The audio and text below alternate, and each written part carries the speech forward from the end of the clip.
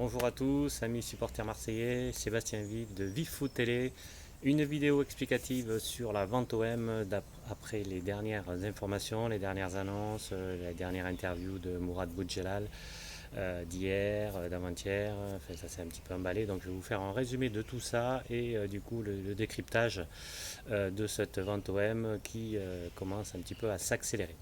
Alors, qu'est-ce qu'il y a eu de nouveau depuis vendredi où il y a eu l'annonce de Var Matin comme quoi il y aurait une offre de rachat portée par Mourad Boudjelal, enfin en tout cas qui deviendrait le futur président s'il y avait un rachat de l'OM. Mourad Boudjelal a ensuite parlé le vendredi après-midi à RMC, puis après à la presse, donc il a un peu précisé sa pensée. Ensuite, ça s'est un peu emballé, il y a eu un article du Figaro, des précisions aussi de l'équipe, enfin il y a eu des précisions, des infos sont sorties. Et donc hier, lundi, deux interviews de Mourad Boudjelal à RMC, enfin même trois peut-être, Phocéen, le Football Club de Marseille, enfin, il a un peu encore fait le tour de la presse. Et il y a eu aussi dimanche sur une radio tunisienne, Mohamed Ajourdi, qui a bien dit que c'était lui qui chapeautait le projet de rachat de l'OM par des fonds du Moyen-Orient. Donc voilà, ça c'est la première chose. Ensuite, euh, Mourad Boudjelal avait dit vendredi qu'il y aurait une offre qui serait déposée sur le bureau de Franck McCourt lundi ou mardi. Alors aujourd'hui, enfin hier disons, il a un petit peu atténué cette annonce en disant que ça serait dans la semaine, que ça serait une lettre d'intention, qu'il n'y aurait pas de montant qui serait indiqué sur cette lettre d'intention. Bon après, faut pas prendre tout non plus pour argent comptant dans une négociation. Hein, voilà. S'il faut, ça sera une lettre qui sera envoyée effectivement au propriétaire, mais il y aura quand même un montant derrière. Enfin, en tout cas, pour qu'il y ait une négociation qui soit possible et que ça débouche vers un accord, il faut quand même bien s'entendre sur un montant, c'est évident. Alors, ensuite, il a dit aussi Mourad Boudjelal dans cette interview qu'ils attendaient maintenant mardi et mercredi, donc c'est-à-dire aujourd'hui. A priori, c'est aujourd'hui que l'OM passera devant la DNCG. Et donc, il voudrait en savoir un peu plus sur les comptes. Alors, il disait qu'il savait beaucoup de choses sur les comptes de l'OM et de Franck McCourt, mais visiblement pas totalement, puisqu'ils veulent quand même voir ce que dit la DNCG sur les comptes passés donc, de l'OM de cette saison. Ce que dit Mourad Boudjelal aussi, c'est qu'ils ont déjà approché Franck McCourt il y a quelques semaines ou voire quelques mois, et qu'il n'y a pas eu de réponse de la part de Franck McCourt. Alors pourquoi Franck McCourt n'a pas donné sa réponse Ça c'est un peu la vraie question. Euh, Est-ce qu'il ne veut pas vendre? Est-ce qu'il s'est déjà mis d'accord à peu près? Parce que s'il y avait vraiment un vrai accord, il y aurait un communiqué de presse annonçant la négociation exclusive avec un racheteur. Mais en tout cas peut-être une avancée avec un autre investisseur. Enfin, voilà, c'est assez surprenant qu'il n'y ait pas eu de réponse, ou alors le Franck McCourt préfère que ce soit sa banque d'affaires qui chapeaute tout ça, ou Gary Cook quand il y était, pour voir le sérieux de l'investisseur, du projet. Ces questions sont encore sans réponse. Alors, il a également dit, Mourad Boudjelal, que Walid Bentalan n'était pas dans le projet. Voilà, donc c'était pas associé, c'était les infos du Figaro qui indiquaient que Walid Bentalan serait peut-être associé à ce projet. Il n'en est rien, que nenni. Boudjelal a dit qu'il y avait une volonté sûre et une autre volonté de rachat, donc ça veut dire qu'il y avait trois investisseurs qui auraient fait part de leur intérêt pour acheter le club de l'OM à Franck McCourt. Il dit qu'il y a des moyens supérieurs à McCourt, selon Boudjelal, ce qui est un peu surprenant aussi, puisqu'il dit dans l'interview que finalement il ne connaît pas réellement les moyens de Franck McCourt. Bon, après, un peu comme tout le monde, on a bien vu qu'il avait 2 milliards de fortune, donc bon, après il y a les entreprises aussi qui ont quand même un capital. Bon, en tout cas, on sait que déjà Franck McCourt, a priori, ne va pas rajouter beaucoup plus d'argent dans l'OM. Ça serait donc, d'après l'interview de Mohamed Ajourdi dimanche sur une radio tunisienne, on a vu que ça serait un projet d'envergure de Méditerranée, c'est-à-dire qu'il n'y aurait pas que l'OM qui serait dans ce projet, il y aurait de la culture, enfin, il y aurait autre chose. En tout cas, l'OM ne représenterait que 8% de l'investissement de ce grand projet méditerranéen, dont Marseille serait un petit peu la capitale. Ça regroupe quand même 500 millions de personnes dans ce projet méditerranéen.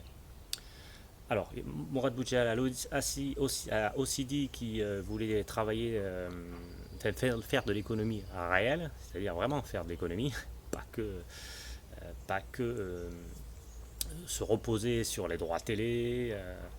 Donc ça veut dire quoi? Ça veut dire faire rentrer de l'argent avec des produits dérivés, avec du sponsoring, les loges, enfin, voilà. Donc après peut-être un peu, lui il dit ça par rapport à son savoir-faire qu'il a eu au rugby, même si au rugby c'est rien à voir avec le foot, ce n'est pas du tout les mêmes sommes, donc à voir ce qu'il a, ce qu'il envisage donc pour faire entrer des nouvelles recettes à l'OM. Sur l'approche donc du clan de Mourad Boudjelal qui aurait déjà fait une offre il y a quelques semaines et que du coup Franck McCourt n'aurait pas répondu, ça fait écho en tout cas au dire du journaliste de CNews Thibaut Vézirian qui a bouffé beaucoup de live sur la vente OM depuis le confinement même, hein, et après il continue, qui lui disait qu'il y avait l'Ukrainien Nassib Piriev qui aurait approché McCourt pour acheter l'OM et qui n'aurait pas eu non plus de réponse, même deux fois. Il aurait deux fois fait une offre et deux fois il n'aurait pas eu de réponse.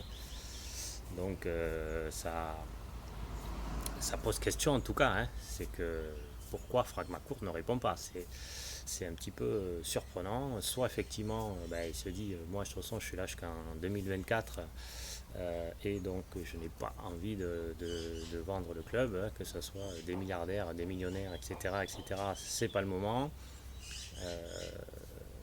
Il peut aussi se dire qu'il attendait le nouvel appel d'offres du parc Chano à Marseille parce que ça pourrait lui permettre de dégager une grosse recette avec ce parc Chano. Donc il y a encore des affaires à Marseille.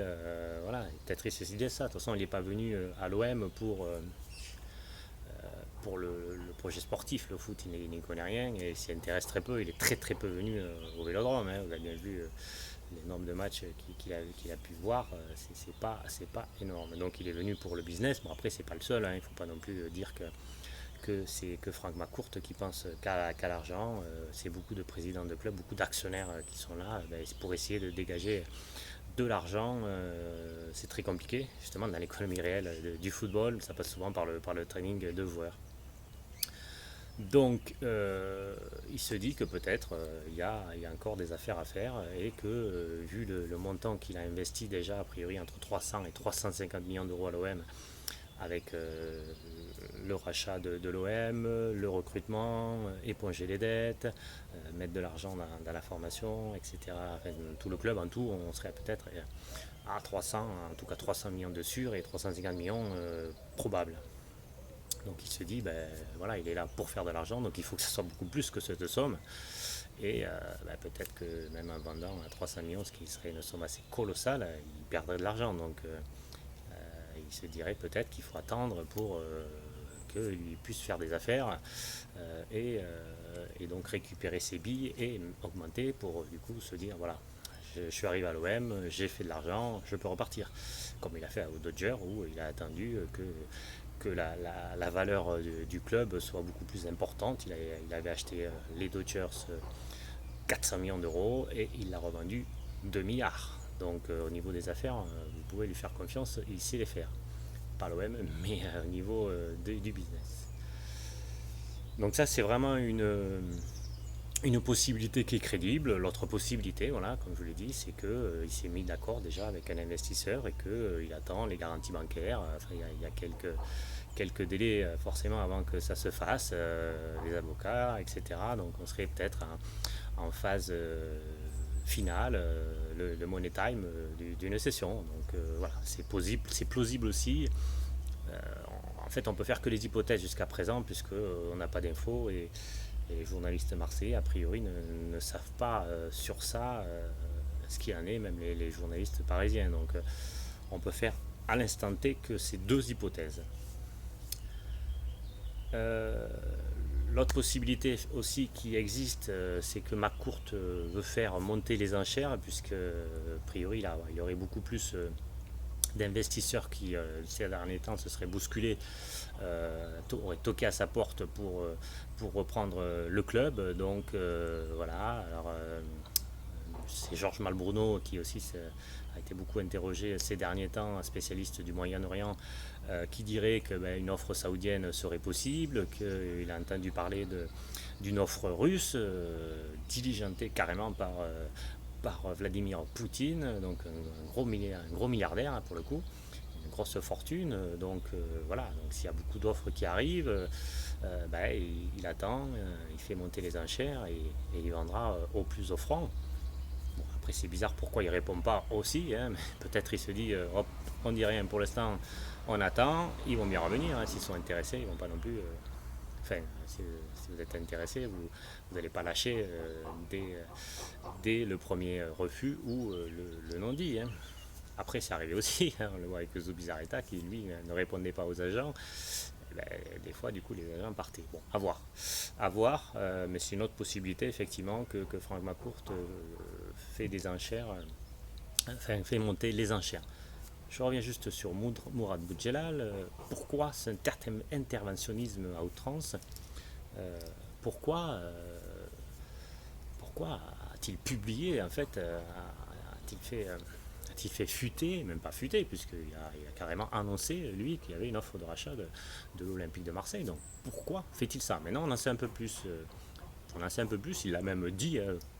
C'est même pas entre les lignes, hein.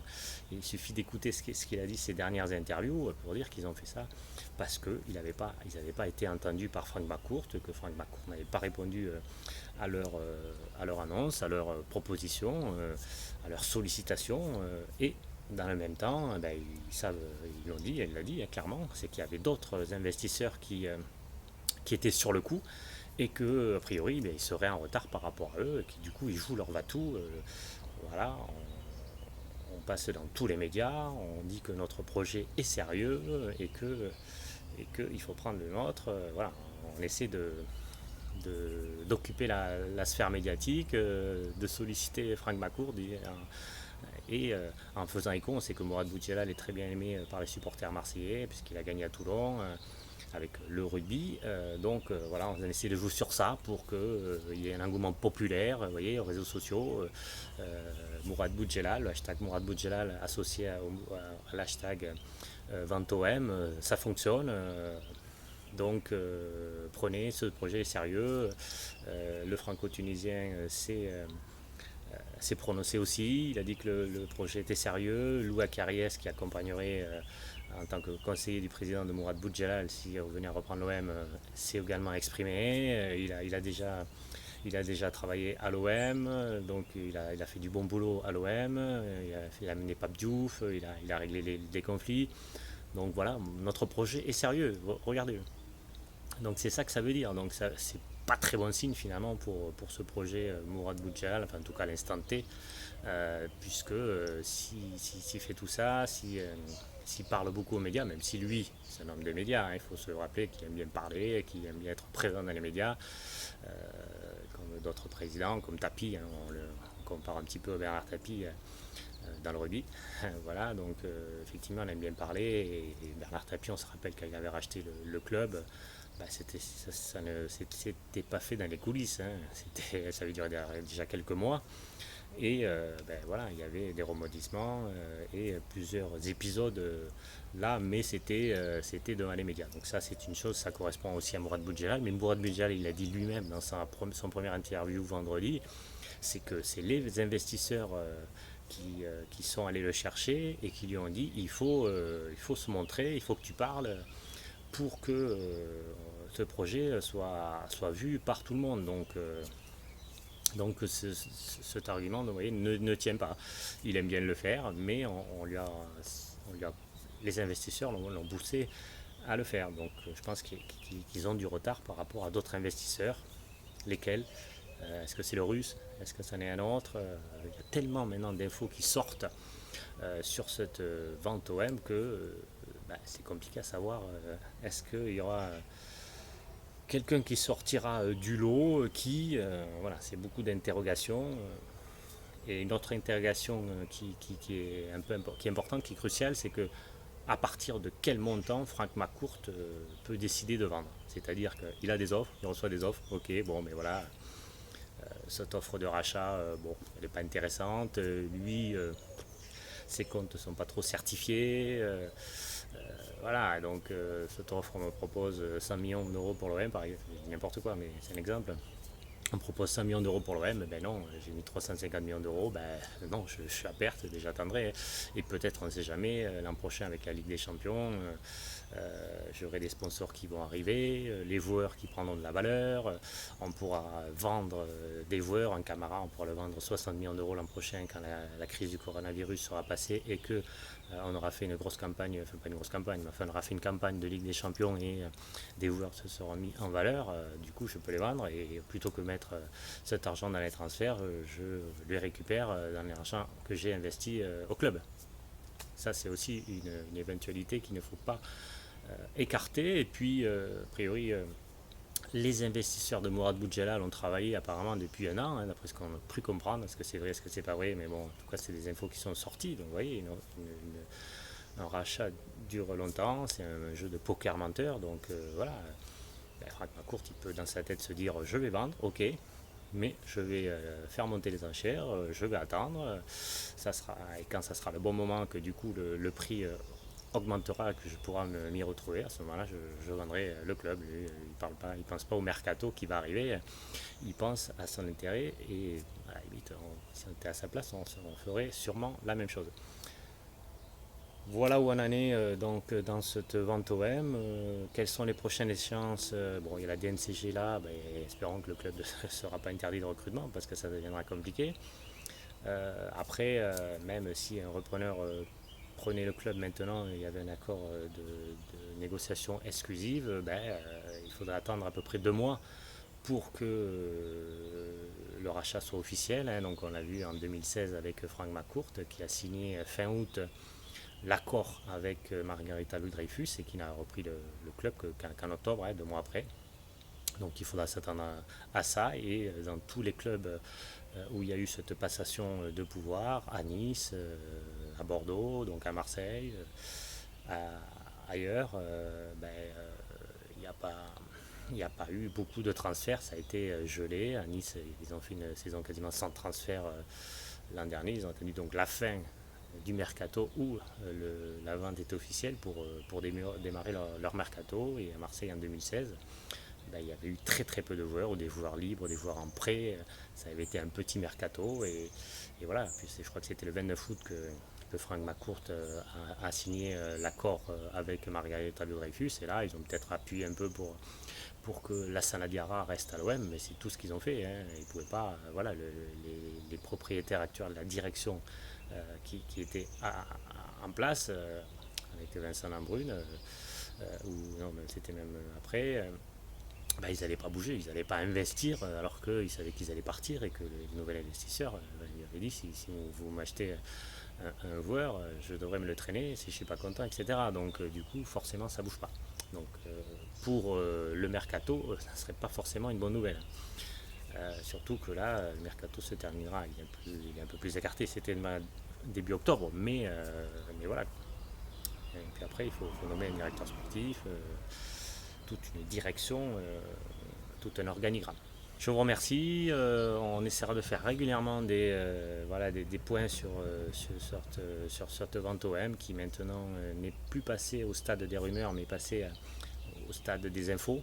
Voilà, donc juste pour terminer, voilà, ça me rappelle vraiment la période 2016 avant la signature. On serait peut-être en avril, mai, où voilà, il y avait beaucoup de rumeurs qui arrivaient, beaucoup d'infos, beaucoup de pistes qui étaient données. Un coup l'Iran, un coup les Émirats, un coup les Américains, etc., etc. Donc il y avait, ça fut voilà, il y avait vraiment beaucoup de choses qui se passaient. Et puis forcément, hein, quand on se dévoile, il y a d'autres investisseurs qui mettent leurs cartes s'ils sont intéressés et ça fait monter les enchères. Et puis au final, il y a un accord qui est trouvé quand le propriétaire s'y retrouve. Donc on est à peu près là, hein, donc c'est important, le changement de majorité, ou pas d'ailleurs, on le saura bientôt vendredi, avec l'élection du maire, puisque comme c'est très serré entre les deux candidates.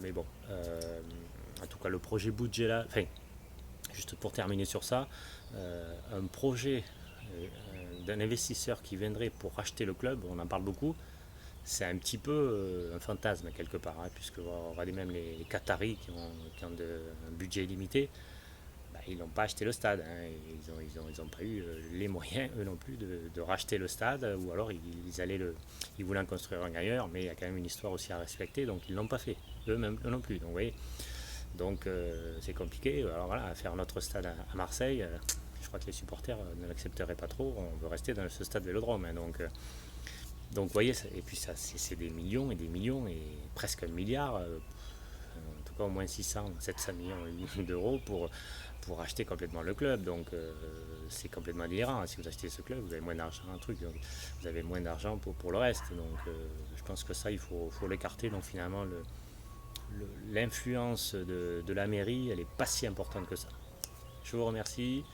Allez l'OM, et n'oubliez pas de vous abonner, c'est important, hein, parce que il faut que j'arrive à monter, que vous voyez le travail que j'effectue, le travail sérieux de journaliste que j'effectue pour que vous continuiez à regarder mes vidéos.